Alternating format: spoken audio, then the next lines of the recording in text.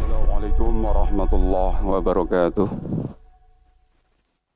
Hamdan wa syukran lillah, wassalatu wassalamu ala rasulillah, Muhammad ibni Abdillah, la hawla wa la quwwata illa billah, amma ba'd. Bapak Ibu kaum muslimin wal muslimat rahimakumullah. Puji syukur marilah kita senantiasa panjatkan kehadirat Allah Subhanahu wa taala atas segala nikmat yang Allah berikan sehingga pada siang hari ini kita bisa bersama-sama melaksanakan ibadah salat zuhur. Mudah-mudahan ibadah yang kita lakukan senantiasa bisa mendekatkan diri kita kepada Allah Subhanahu wa taala. Salawat beriring salam tidak lupa kita hadiahkan kepada baginda Nabi kita Muhammad sallallahu alaihi wasallam, yang mudah-mudahan kelak di yaumil qiyamah kita bisa digolongkan sebagai umatnya yang bisa mendapatkan syafaat dari baginda Nabi kita Muhammad sallallahu alaihi wasallam. Pada kajian siang hari ini saya mengutip hadis yang terdapat dalam kitab Mukhtarul Ahadis. Di situ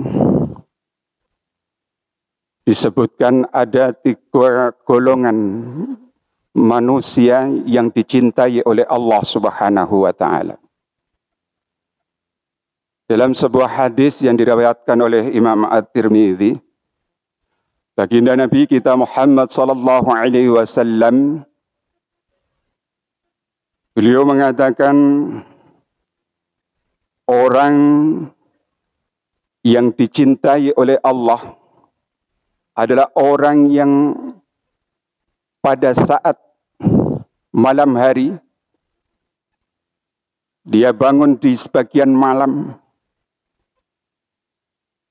dan dia saat itu dengan bangunnya di tengah malam yang dia lakukan adalah dengan membaca Al-Quran.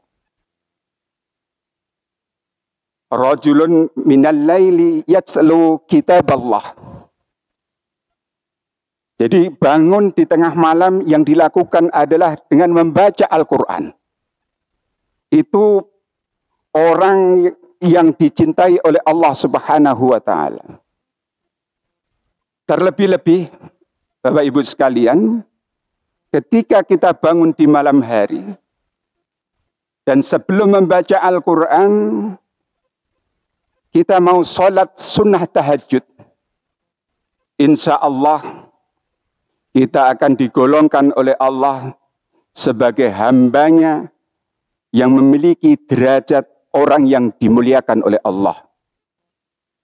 Hal itu Allah tegaskan di dalam Al-Quran, wa minal laili fatahajjad bihi nafilatan lak asa ayyab'athaka rabbuka maqaman mahmuda. Inilah landasan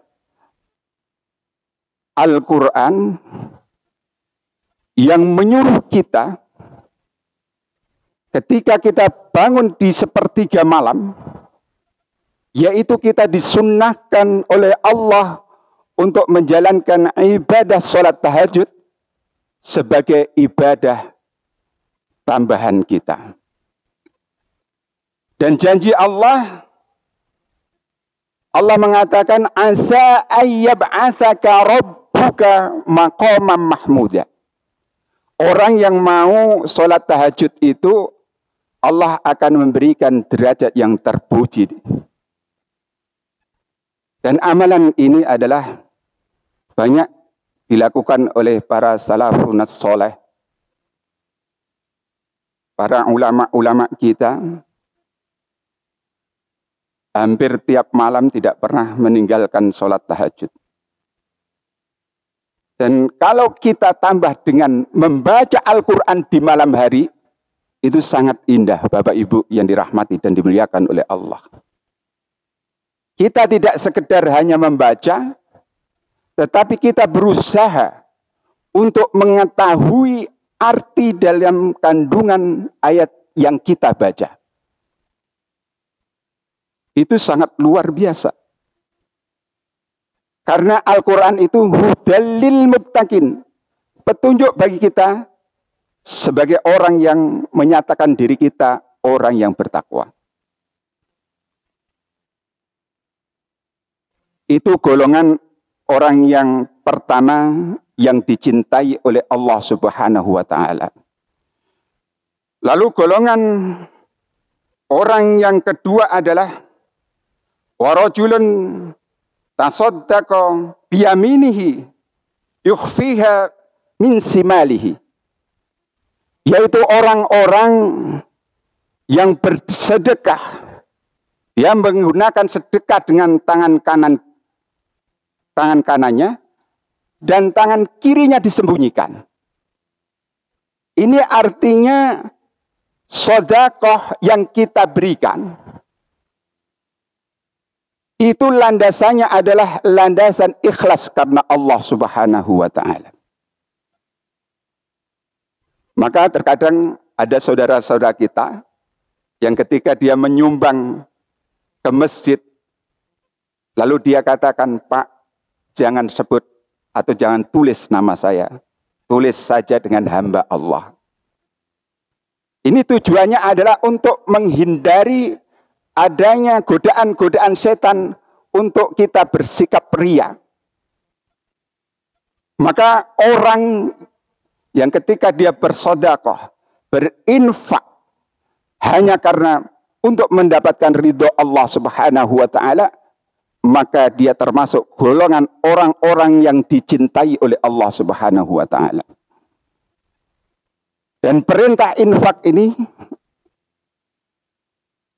ada di dalam Al-Quran, dalam surat Al-Baqarah. Di situ disebutkan ayatnya 254, ya ayyuhalladzina amanu anfiqu mimma razaqnakum. Wahai orang-orang yang beriman, yang yakin kepada Allah, berinfaklah kamu sekalian dari rezeki, sebagian rezeki yang telah Allah berikan kepadamu, min qabli ayyatiya yaumul la bay'u wala khullatu wala syafa'ah. Ketika sebelum datangnya hari, tidak berguna lagi jual beli, tidak berguna lagi persaudaraan, dan tidak berguna lagi pertolongan. Sebagian ahli tafsir menafsirkan ayat ini adalah ketika datangnya hari kiamat. Di sebagian ahli tafsir lainnya menafsiri ayat ini memberikan tuntunan kepada kita. Ketika Allah sudah memberikan rezeki kepada kita, hendaknya kita mau memberikan sebagian rezeki kita di jalan Allah Subhanahu wa Ta'ala ketika ajal kita belum dijemput oleh Allah Subhanahu wa Ta'ala. Karena kalau ajal kita, roh kita sudah dijemput oleh Allah Subhanahu wa Ta'ala, maka kita tidak akan bisa berbuat apa-apa. Jabatan kita tinggalkan, harta kita tinggalkan, orang-orang yang kita cintai kita tinggalkan, saudara-saudara kita, lingkungan kita tinggalkan. Yang bisa menolong tatkala roh kita dipanggil oleh Allah Subhanahu wa Ta'ala adalah amaliyah ibadah yang kita lakukan. Salah satunya adalah kita berinfak, bersedekah di jalan Allah Subhanahu wa Ta'ala. Itu golongan yang dicintai oleh Allah yang kedua. Lalu yang terakhir, golongan ketiga yang dicintai oleh Allah adalah seorang prajurit yang dia berada dalam barisan pertempuran. Lalu kawan-kawannya meninggalkannya, akan tetapi dengan keberanian dia, dengan niatan dia untuk mencari ridha Allah, dia tetap maju ke depan untuk menghadapi musuh yang bisa membahayakan. Sebagaimana Rasulullah berkata, wa rajulun kana fi sariyatin fa'an hazama ashabuhu fastaqbalal aduwa. Dan saat ini sebagian rekan-rekan kita, mereka rela meninggalkan anak, mereka rela meninggalkan istri demi menjalankan tugas yang sangat mulia. Mereka bertugas menjaga kedaulatan negara yang kita cintai. Dan marilah kita berdoa, mudah-mudahan rekan-rekan kita, saudara-saudara kita yang saat ini sedang bertugas untuk menjaga kedaulatan negara kita, mudah-mudahan senantiasa dijaga oleh Allah Subhanahu wa taala dan negara kita senantiasa dijadikan negara yang baldatun thayyibatun wa rabbun ghafur. Demikian 3 golongan yang dicintai oleh Allah Subhanahu wa taala, mudah-mudahan kita termasuk orang-orang yang ada di dalamnya. Subhanakallahumma wa bihamdika asyhadu an la ilaha illa anta astaghfiruka wa atubu ilaik. Kurang lebihnya mohon dimaafkan. Akhirul kalam bila taufik wal hidayah. Assalamualaikum warahmatullahi wabarakatuh.